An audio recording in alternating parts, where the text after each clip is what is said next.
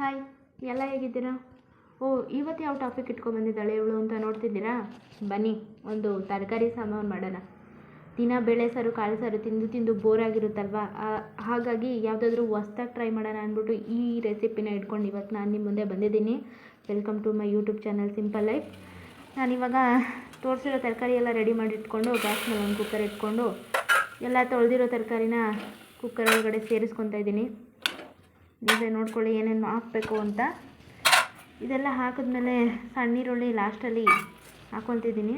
2 tomato ಹಣ್ಣನ್ನ ಹಾಗೇ cut ಮಾಡ್ದೇನೆ ಉಂಡೆ ಸಮೇತ ಕುಕ್ಕರಲ್ಲಿ 2 ಲೋಟ ನೀರು ಹಾಕಿ ಬೇಯಿಸ್ಕೊತಿದ್ದೀನಿ. ಇದು ತುಂಬ ಚೆನ್ನಾಗಿರುತ್ತೆ. ಇಡ್ಲಿಗೆ, ಪೂರಿಗೆ, ಚಪಾತಿಗೆ, ಮುದ್ದೆಗೆ ನೀವು ಯಾವುದಕ್ಕಂದ್ರೆ ಅದಕ್ಕೆ ಹಾಕ್ಬಿಟ್ಟು ಅಡ್ಜಸ್ಟ್ ಮಾಡಿಬಿಡ್ಬೋದು. ಅದಕ್ಕೊಂಚೂರು ಎಣ್ಣೆ ಹಾಕಿ ಕುಕ್ಕರ್ ಕ್ಯಾಪ್ನ ನಾನು ಇವಾಗ ಮುಚ್ತಾ ಇದ್ದೀನಿ. ಮತ್ತು ಬೇಗ ಆಗುತ್ತೆ ಕೂಡ. ದಿನ ಬೇಳೆ ಸಾಂಬಾರು ಕಾಳು ಸಾಂಬಾರು ತಿಂದು ತಿಂದು ಬೋರ್ ಆಗಿರೋಕ್ಕೆ ಈ ಸಾಂಬಾರನ್ನ ಒಂದು ಸತಿ ಟ್ರೈ ಮಾಡಿ ನೋಡಿ, ತುಂಬ ಚೆನ್ನಾಗಿರುತ್ತೆ. ಯಾವುದಾದ್ರೂ ಹೊಸದಾಗಿ ಟ್ರೈ ಮಾಡ್ತಾ ಇರಬೇಕಲ್ವಾ. ಇದೀಗಾಗಿದೆ, 2 ವಿಸಿಲ್ ಕೂಗಿಸ್ಕೊಂಡಿದ್ದೀನಿ. 2 ಮೇಲೆ ಕೂಗಿಸ್ಕೊಂಡ್ರೆ ಬೆಂದೋಗುತ್ತೆ ತರಕಾರಿ, ಅಷ್ಟು ಚೆನ್ನಾಗಿರಲ್ಲ. ಅದಕ್ಕೆ ಬೆಂದಿದ್ರೆ ಸಾಕು ತರಕಾರಿ. ಅದ್ರ ಜೊತೆ ಟೊಮೊಟೊ ಏನು ಹಾಕಿದೆ ಅದು ಕೂಡ ಬೆಂದಿದೆ. ಈಗ ಆ ಟೊಮೊಟೊನ ತರಕಾರಿಯಿಂದ ಸಪ್ರೇಟ್ ಮಾಡ್ಕೊತೀನಿ. ಒಂದು ಮಿಕ್ಸಿ ಜಾರಿಗೆ ತಗೊತಿದ್ದೀನಿ ಅದನ್ನು. ಯಾಕಂದರೆ ಮಸಾಲೆಗೆ ನಿಮ್ಮ ಕಡೆ ಜಾಸ್ತಿ ಮಸಾಲೆ ಹಾಕೋದಿದ್ರೆ ಹಾಕ್ಕೊಳ್ಳಿ, ಇಲ್ಲ ಸ್ವಲ್ಪ ಮಸಾಲೆ ಇದ್ದರೆ ಮಸಾಲೆ ಇಷ್ಟಪಡದೇ ಇರೋರು ಇರ್ತಾರಲ್ಲ, ಅದಕ್ಕೆ ಹೇಳ್ತಿದ್ದೀನಿ. ಅದ್ರ ಜೊತೆಗೆ ಸ್ವಲ್ಪ ಕಾಯಿ ತುರಿ ಮತ್ತು 1-2 ಈರುಳ್ಳಿ ಪೀಸ್ನು ಸೇರಿಸ್ಕೊತಿದ್ದೀನಿ. ಜಾಸ್ತಿ ಇಲ್ಲ, ಸ್ವಲ್ಪ 1-2 ಕರಿಬೇವು, ಕೊತ್ತಂಬರಿ ಸೊಪ್ಪು ಮತ್ತು ಸ್ವಲ್ಪ ಉಪ್ಪು ಹಾಕ್ಕೊತಿದ್ದೀನಿ. ನಮ್ಮ ಮನೇಲಿ ಸ್ವಲ್ಪ ಉಪ್ಪು ಖಾರ ಕಮ್ಮಿನೇ, ನಿಮಗೆ ಎಷ್ಟು ಬೇಕೋ ಅಷ್ಟು ಹಾಕ್ಕೊಳ್ಳಿ. ಸ್ವಲ್ಪ ಖಾರದ ಪುಡಿ, ಖಾರ ಜಾಸ್ತಿ ತಿನ್ನಲ್ಲ ಹಂಗಾಗಿ ಚೂರೆ ಹಾಕ್ಕೊತಿದ್ದೀನಿ. ನೋಡಿ ಇಷ್ಟೇ. ನೀವು ಜಾಸ್ತಿ ಖಾರ ತಿನ್ನೋರಾದರೆ ಸ್ವಲ್ಪ ಉಪ್ಪು ಖಾರನ ಜಾಸ್ತಿ ಹಾಕ್ಕೊಂಡು ಮಸಾಲಾನ ರುಬ್ಕೊಳ್ಳಿ. ಇದಕ್ಕೆ ಇನ್ನೂ ಏನೇನೋ ಆ್ಯಡ್ ಮಾಡ್ತಾರೆ, ನಿಮಗೆ ಬೇಕಾದರೆ ಮಾಡ್ಕೊಳ್ಳಿ. ನಾನು ಸದ್ಯಕ್ಕೆ ಮಾಡೋದಿಷ್ಟೇ. ಈಗ ಇದಾಗಿದೆ, ಅದಕ್ಕೆ ರುಬ್ಕೊಂಡ್ರೆ ಸಾಕು. ನೋಡಿ ಗಟ್ಟಿಗೆ ಆಗಿದೆ. ಮತ್ತು ಆ ತರಕಾರಿಗೂ ನಾನು ಯಾವುದೇ ಥರ ನೀರು ಸೇರಿಸಿರಲಿಲ್ಲ, ಏನು ಬೇಕು ನೀರು ಹಾಕಿದ್ದೆ ಅಷ್ಟೇ.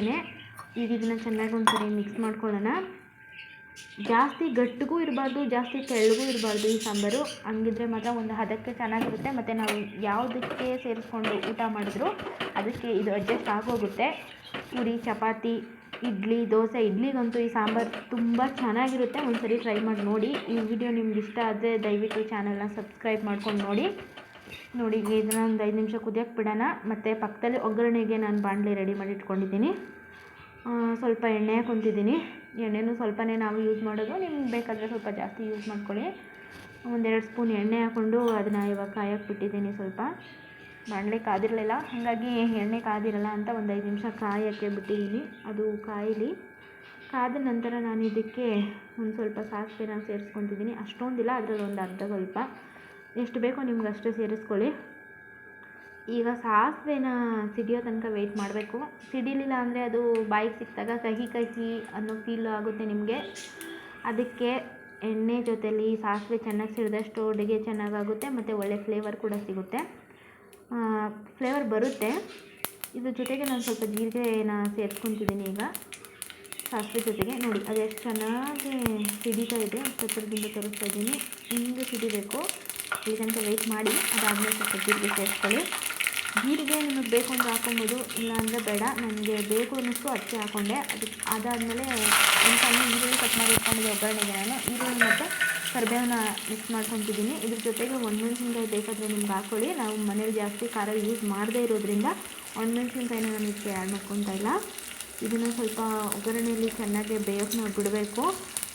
ಯಾಕಂದರೆ ಈರುಳ್ಳಿ ಸ್ವಲ್ಪ ಜಾಸ್ತಿ ಈ ಕಡೆ ಸಾಂಬಾರು ಕೂಡ ಕುದೀತಾ ಇದೆ. ರೆಡಿಯಾಗಿದೆ ಸಾಂಬಾರು. ಅದಕ್ಕೆ ಒಗ್ಗರಣೆ ಮಿಕ್ಸ್ ಮಾಡಿದ್ರೆ ರೆಡಿ. ಈರುಳ್ಳಿ ಸ್ವಲ್ಪ ದೊಡ್ಡ ಸೈಜಲ್ಲಿ ಕಟ್ ಮಾಡಿದ್ದೀನಿ, ಹಂಗಾಗಿ ಸ್ವಲ್ಪ ಬೇಯೋ ಸಮಯ ಹಿಡಿಯುತ್ತೆ. ಅದು ಬೇಯೋ ತನಕ ಸ್ವಲ್ಪ ವೆಯ್ಟ್ ಮಾಡೋಣ, ತಿರುಗಿಸಿ ಬೇಯಿಸೋಣ ಹಿಂದೆ ಮುಂದೆ ಎಲ್ಲ ಸರಿಯಾಗಿ.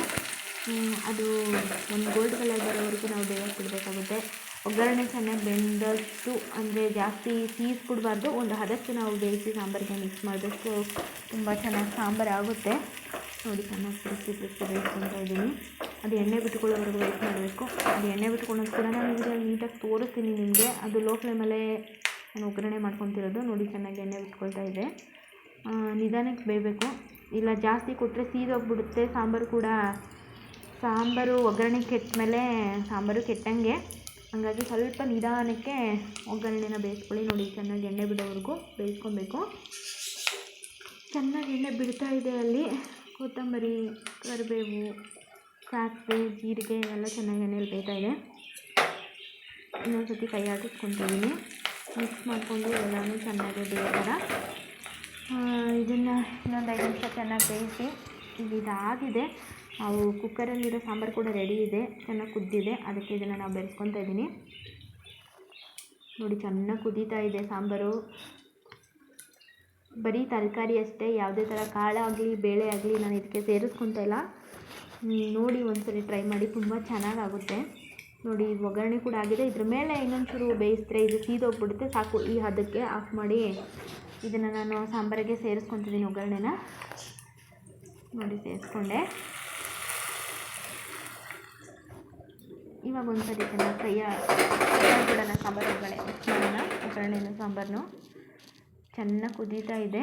ಸಾಂಬಾರು ಮಿಕ್ಸ್ ಮಾಡ್ಕೊತಿದ್ದೀನಿ ಈಗ ನಾನು. ಒಗ್ಗರಣೆ ಕೂಡ ಸಾಂಬಾರು ಎಲ್ಲ ತರಕಾರಿ ಜೊತೆ ಮಿಕ್ಸ್ ಆಗಬೇಕಲ್ಲ ಅದು. ಅದಕ್ಕೆ ನೋಡಿ ಅಷ್ಟು ಗಟ್ಟಿಗೂ ಇಲ್ಲ, ಅಷ್ಟು ತೆಳ್ಳಗೂ ಇಲ್ಲ, ಹಂಗಾಗಿದೆ ಸಾಂಬಾರು. ಒಂದು ಹದಕ್ಕಾಗಿದೆ. ಅದಕ್ಕೆ ಹೇಳಿದ್ದು, ಇದು ಯಾವುದ್ರ ಜೊತೆಲಿ ಕೂಡ ತುಂಬ ಚೆನ್ನಾಗಾಗುತ್ತೆ. ಯಾವುದ್ರ ಜೊತೆಗಾದರೂ ನೀವು ಹಾಕ್ಕೊಂಡು ಊಟ ಮಾಡ್ಬೋದು. ಇಡ್ಲಿಗಂತೂ ತುಂಬ ಚೆನ್ನಾಗಾಗುತ್ತೆ. ಮತ್ತೆ ಹೇಳ್ತಿದ್ದೀನಿ, ಒಂದ್ಸರಿ ಟ್ರೈ ಮಾಡಿ ನೋಡಿ. ಇದ್ರ ಜೊತೆಗೆ ಸ್ವಲ್ಪ ಕೊತ್ತಂಬರಿ ಸೊಪ್ಪನ್ನ ನಾನು ಆ್ಯಡ್ ಮಾಡ್ಕೊತೀನಿ. ನಿಮಗೆ ಬೇಕು ಅಂದರೆ ಹಾಕ್ಕೊಬೋದು, ಇಲ್ಲಾಂದರೆ ಬೇಡ. ಏನಿದೆ ಅದನ್ನು ಹಾಕ್ಕೊಂಡು ಮಾಡಿ. ದಿನ ಅದು ಇದು ಮಾಡಿ ಬೋರ್ ಆಗಿರೋರಿಗೆ ಇದೊಂದು ಹೊಸ ರೆಸಿಪಿ ನಾನು ಮಾಡೋ ರೀತಿಲಿ ಹೇಳ್ಕೊಟ್ಟಿದ್ದೀನಿ. ನಿಮಗೆ ಈ ವಿಡಿಯೋ ಇಷ್ಟ ಆದರೆ ದಯವಿಟ್ಟು ವಿಡಿಯೋನ ಸಬ್ಸ್ಕ್ರೈಬ್ ಮಾಡ್ಕೊಂಡು ನೋಡಿ. ಮತ್ತು ಇದೇ ಥರ ವೀಡಿಯೋಗಳ್ನ ನನ್ನ ಚಾನಲಲ್ಲಿ ಇನ್ನೊಂದು 2-3 ಹಾಕಿದ್ದೀನಿ, ಹೋಗಿ ಅದನ್ನು ಕೂಡ ನೋಡಿ ಅಂತ ಹೇಳ್ತಾ ನಾನು ವಿಡಿಯೋಗೆ ಇದೇ ಥರ ಸಪೋರ್ಟ್ ಮಾಡಿ ಅಂತ ಕೇಳ್ಕೊಳ್ತಾ ನಾನು ಈ ವಿಡಿಯೋನ ಇಲ್ಲಿಗೆ ಮುಗಿಸ್ತಿದ್ದೀನಿ.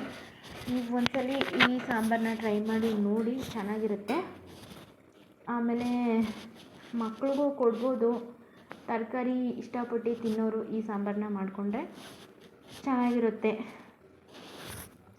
ಗ್ಯಾಸ್ ಆಫ್ ಮಾಡ್ಕೊಳ್ತಿದ್ದೀನಿ. ಇದು ರೆಡಿ ಆಗಿದೆ.